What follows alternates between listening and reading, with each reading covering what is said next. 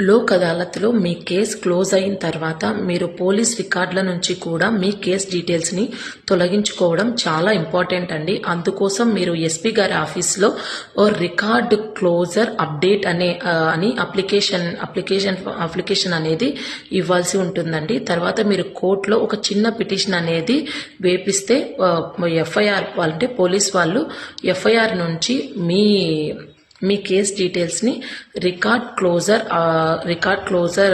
Closed case అనేసి వాళ్ళు మీ case details అని క్లోజ్ చేయడం జరుగుతుందండి. సో ఇంకా మీకు ఇన్ ఫ్యూచర్ ఒకవేళ పాస్పోర్ట్ వెరిఫికేషన్ కోసం కానీ లేదంటే ఏమన్నా మీకు గవర్నమెంట్ జాబ్స్కి కానీ ఇలాంటి వెరిఫికేషన్స్కి వచ్చినప్పుడు మీకు ఈ పోలీస్ రికార్డ్స్లలో ఎలాంటి ఎఫ్ఐఆర్లో కానీ ఎలాంటి డీటెయిల్స్ అనేది ఉండవు. సో తొలగించబడతాయి. సో మీరు ఎప్పుడైతే మీరు కేసుని లోక్ అదాలత్ ద్వారా కావచ్చు ఏదైనా మీరు కేసుని క్లోజ్ చేసుకున్న వెంటనే ఫస్ట్ మీరు ఎఫ్ఐఆర్లో కూడా కేస్ డీటెయిల్స్ తొలగించుకోవడం చాలా బెటర్ అండి.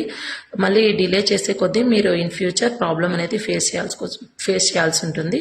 సో తొందరగా అనేది చేసుకోవడం చాలా బెటరు.